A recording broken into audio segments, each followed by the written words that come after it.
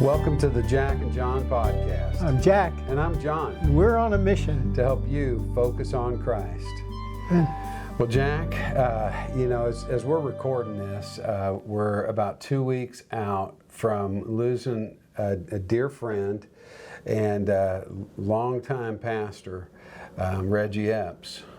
And Jack and I both have had the pleasure and the other experiences of working with Reggie over the last several decades, really.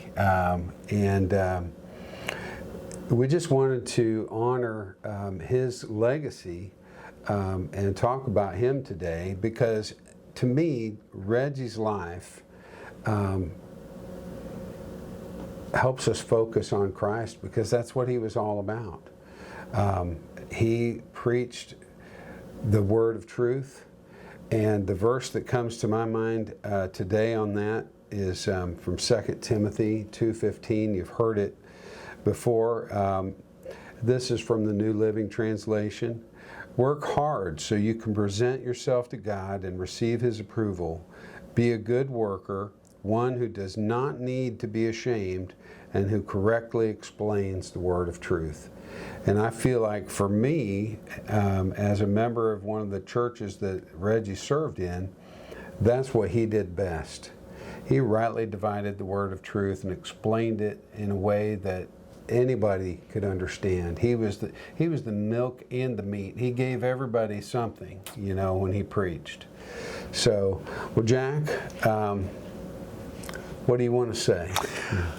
Well, I'd like to start a little bit before that. Yeah. Before Reggie became, the Reggie Epps that everybody knows as, the great teacher of the Word, the one that parsed Greek language, in the pulpit, all of those different kinds of things. I remember when he was in college, and he was a football player, and I first met him then. I always kind of looked up to him because I was 5'9", he was 6 whatever, and 240, and the linebacker. Oh, yeah. Yeah, I was the racquetball player, But the thing that happened to Reggie and I was our paths kind of paralleled each other, and then crisscrossed, and then kind of we walked together down some long and dusty roads, I guess.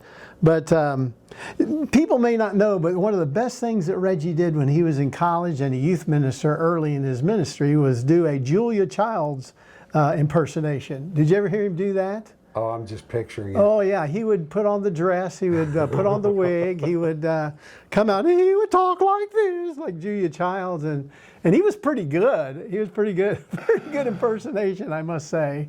Which came in very handy at senior high camps. Oh, yeah. And at senior high camp, not only would Reggie do Julia Child, but he was known to duct tape campers to the goal posts, out in the fields, out in the athletic fields on the campus. And he also did this to me one time. He, being a big guy, I kind of was a little bit gullible, and there was 3 or 4 guys that were huge back in those days. Mike Hughes was one of them. Reggie was one of them. A couple other guys. And so they came out and they kind of set me up by saying during a meal time, Reggie Epps can press up and over his head 3 guys. If 3 guys can lock themselves together, Reggie is going to come and he's going to press them in the air. And so they, said, Mike, Hughes, you, and the other big guy, and Jack, come on up. Put me in the middle. We locked arms and legs, and Reggie came over, acting like he was all pumped up, ready to do it, reaches over, grabs my shirt, pulls it over my head, and they begin to put peanut butter, Italian dressing, mustard, ketchup, everything under the sun, just all over me. Then he pulled my shirt down, and they let me go. And that's how I remember Reggie Epps, by the way. And that was just kind of the beginning, of how it kind of began. And so we had a great time together, and sometimes it was at my expense. Wow. Yeah, but we used to play golf together as well, and the golf matches were so very competitive. I liked to play golf, and I used to tease Reggie and say he played another game. I really didn't know what game he played. But he would get with certain guys in the brotherhood, preachers like Bob Russell, some of these guys, some guys in his church that were really serious golfers. And Reggie would take what's called a mulligan. Oh. And, or touch your ball with the club or whatever. But here's the coup de grace of Reggie Epps' stories on the golf course. The first thing he would do is he would hit one out of bounds, and he would just turn around and he would go, well, I'm not taking that. And he'd tee up another ball, and then he'd hit that ball, and then he said, well, I know Jack doesn't take mulligans, but I'm going to take one. And then he'd talk for a couple of holes about how mulligans were okay, and you could take one if it was on the first hole, or, those kind of things. So we got over to about the 6th hole, and Reggie's smacking one off the tee, and he's right next to an out of bounds and a road, a country road in Martinsville. Reggie smacks one, hits it to the right, it lands on the road and just starts rolling down the road 500 yards. Well, as luck would have it, or the blessing of God, you decide which one it was, a street cleaner was coming up the road, picked up Reggie's ball, and shot it about 4 yards from the green. And I said, you can't possibly take that.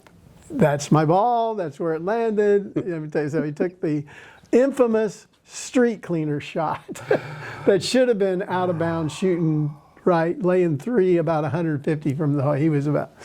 So the other one that was just absolutely amazing caught the kind of the character of some of the guys on staff.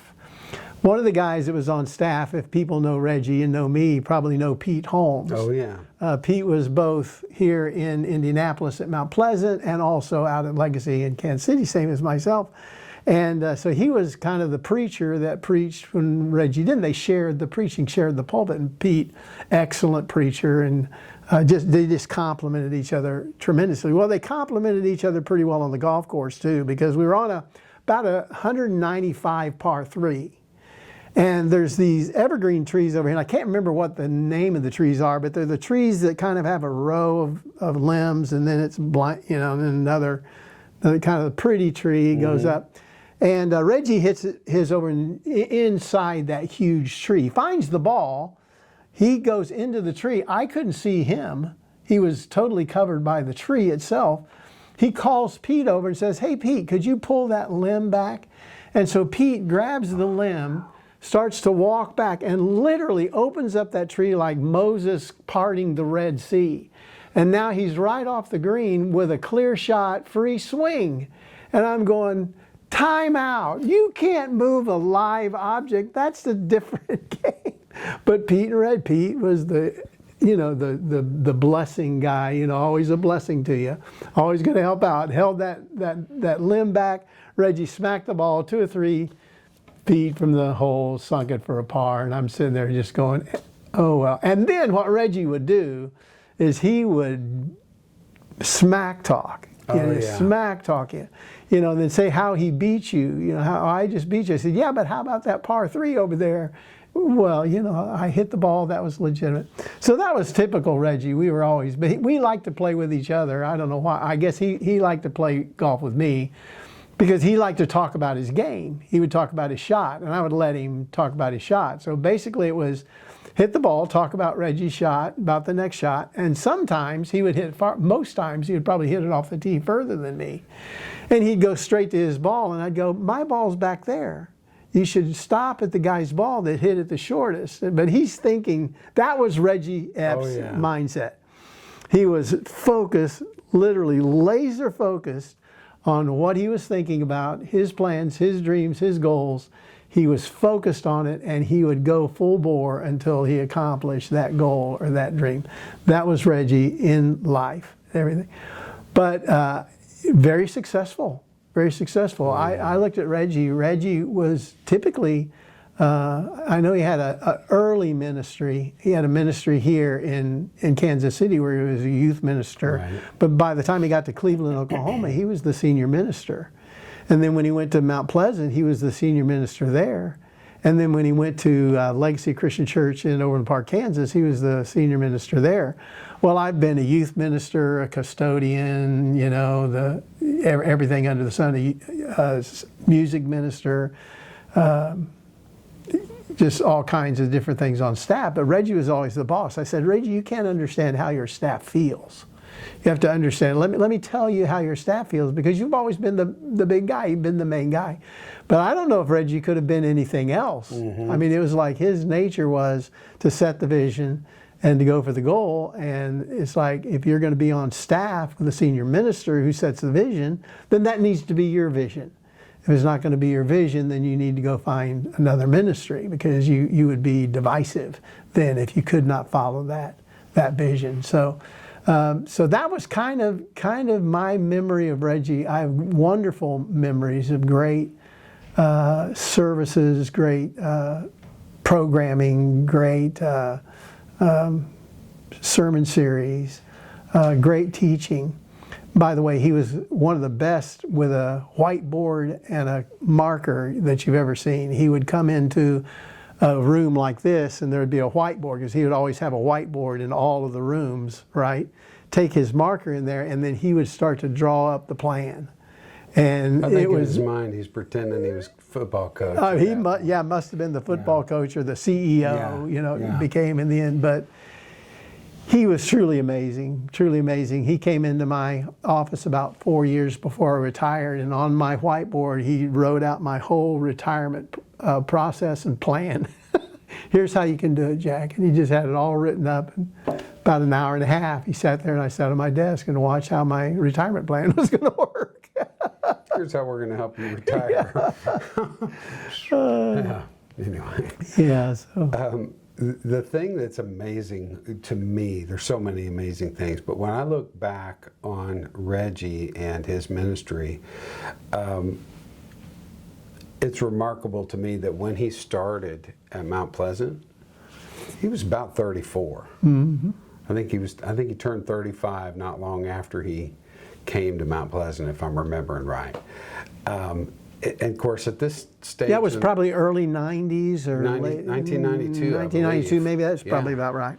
Yeah, thereabouts. Because he asked me to come with him. Right. Did you know that? Mm-hmm. He said, Jack, this is a great church. It's got great potential. I need a jack of all trades. And he knew I could do whatever. So he said, you can do the music and the evangelism, and I'll do the preaching. And, so he had, I couldn't go at the time, but did go a few years later. Yeah. I'm really glad you did. Oh, well, thanks. We probably wouldn't be here. Wouldn't have a podcast. For sure wouldn't be here. Yeah, because, Jack and I had met before, but just barely. Right. Yeah. So that was a great ministry, because his days at Mount Pleasant, he was there for 10 years. Mm-hmm. And I remember Reggie saying to my wife and I, he said, yeah, if I ever leave Mount Pleasant, it's going to be probably to go to New York, because they really need churches up there. Yeah, he talked a lot about San Diego or some place in the country where there weren't a lot of churches. Yeah. That was but and I'm not saying that to stir up anything about him leaving us. No, that's a wonderful thing. Well, and the thing that's beautiful to me about that is it just in the name of the church itself, and I don't know if they planned it this way or not, but Ronnie was the senior pastor, right? And then Reggie comes and moves in there, and in my mind, when they changed the name to Legacy, it was in part just speaking to that, because here you got two godly leaders who are leaving a legacy.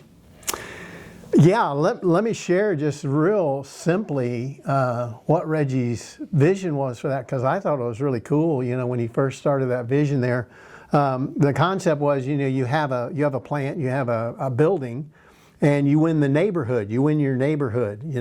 You reach out. So you draw people in the neighborhood, and then as that gets strong, that campus gets strong, then you begin to pull people in from further out of your neighborhood.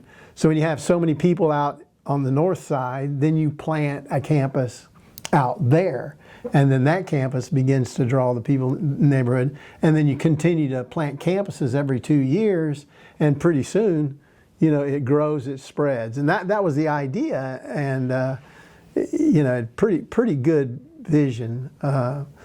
I I think, obviously things change through the years, but I think that Reggie did an amazing job, with the vision that he had and planting several really strong campuses, and even a Hispanic campus that he started with a Hispanic minister, Jimmy Loyola, that came up from Mexico. Great, great young man. So, yeah, he had vision. He had vision. He wanted to grow the church.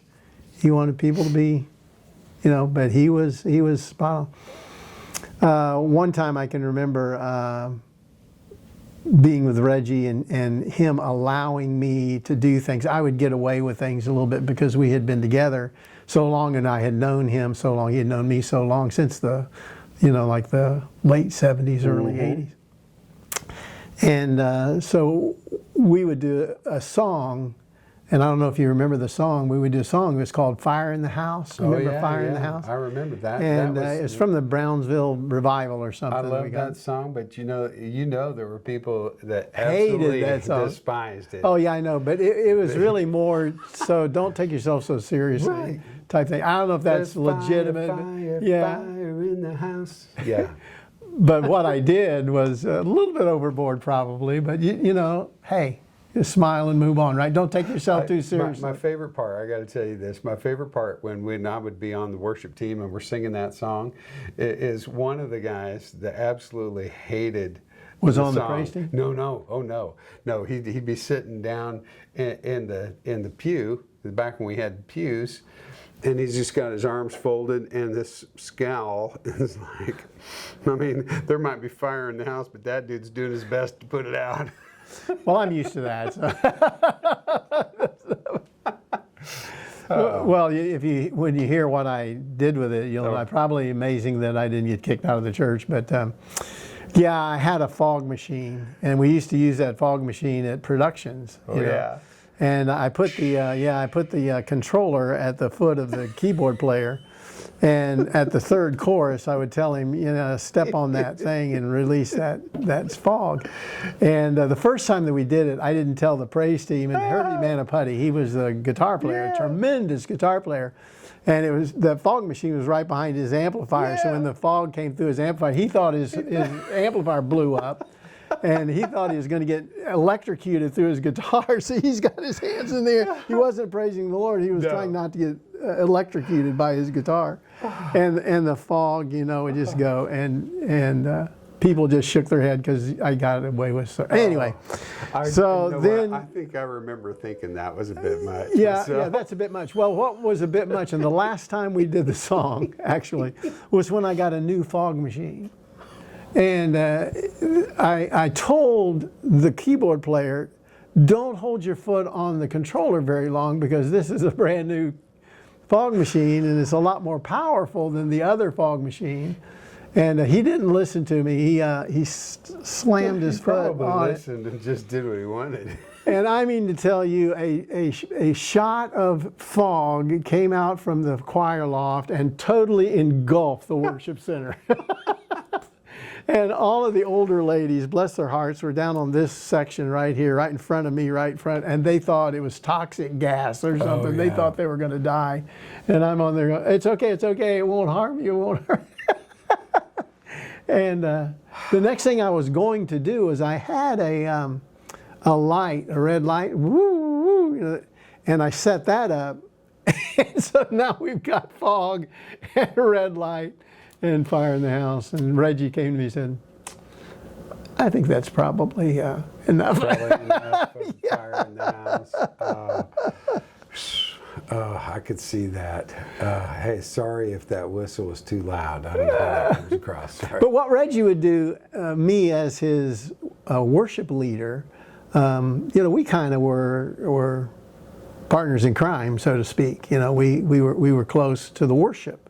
And he would come in, and this was Reggie, the whole time I worked with him, which was, I think with him, it was probably 7 years, and then he left, and I stayed another 3 years. And he would come into my office, and he would go through his sermon. He would want to preach his sermon, so I got the sermon. Now, Reggie preached 40 minutes was normal. Oh, yeah. Sometimes 50. And I mean, Reggie preached, and so I got the whole thing. Actually, I got more than the whole thing because I got the things that he edited out of the sermon. You know, sometimes I would say, "Oh, you need to edit some of that down a little bit," so he would edit it out. And typically he would throw it on the edit floor, and then he would put it back in the sermon when he would preach it that next week. But he would come in and he would say, "Okay, Jack, I want you to come in and get on the stage at 8:58. And then you do your greeting, do your first opening song, the first prayer, and then it should be 9:01.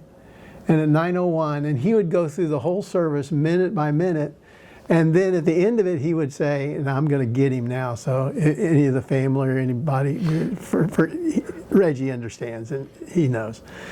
He would say, "I don't know how to cut this 5-10 minutes out there." I said, "Cut your sermon." "Oh, I can't cut my sermon." You know, you can go. But I just smiled every time, and I would say, and he would say, yeah, I know. I'm not. It's the teaching of the word. He believed it. It was the teaching of the word, and he believed that what he had to say, people need to hear. Well, I got to tell you, I mean, there are not a lot of pastors you could sit and listen to for 40 minutes or 50 minutes. Reggie was not one of those. Reggie, you would stay engaged with him for that whole time. Well, he didn't ramble. No. He didn't ramble. No, he would He was stay on point, engaged yeah. for that time. I got to tell you, two things. First, one of my favorite things about when he would go over like that is, you know, when we were having multiple services, at the end of the first service, he'd say, "Okay, now you don't have time to talk to all your friends. I need you guys to leave and then get out of here so you can clear the parking lot because we got another group coming in." He's always thinking about that. Oh yeah, just pushing that. And but he had a special Sunday one time where he had asked 3 people to come up and speak, and my wife was one of those. And each person was telling, sort of a tough story about their own life. And he gave each person like 3 minutes. Okay, just you got 3 minutes to do your little piece here. And so Amy gives him her talk, okay, and Reggie reads through it and he says, "Amy, this is really good." He said, but you've got about 8 minutes worth of material here. And she said, "Oh no, I've timed it. It's exactly 3 minutes." And he looked at her and he said, "Oh, I wish I could do that." He said, "You should have been a preacher." And she did, but she can talk so fast. She got it all out there, she got 8 minutes worth of Reggie stuff into 3 minutes of Amy stuff. Anyway. I will tell you a story, and I'll tell you this story because it just doesn't matter because I'm retired. And it doesn't matter to me. But I'm not going to say when or where or how. I'm going to say what. He was asked to speak with 7 other people, I think it was, at a North American convention. And he was in the middle, right in the middle. There was a comedian in there. There was a couple of women. There was all kinds of things. In other words, the church was changing. And one of the ways that the church was changing was membership. Most churches weren't counting membership. They had no idea who the members of their church were. They just didn't have it. And accepting all people, I think, accept everybody. And Reggie preached for 7 minutes. It was one of the most amazing talks I've ever heard. And he totally changed the atmosphere of that building that day. And I was sitting in it, I felt it, and you could feel it. Everybody got deathly quiet and listened because what he said was, we accept everyone, but we accept them based on Christ and who He is and based on His rules and not ours.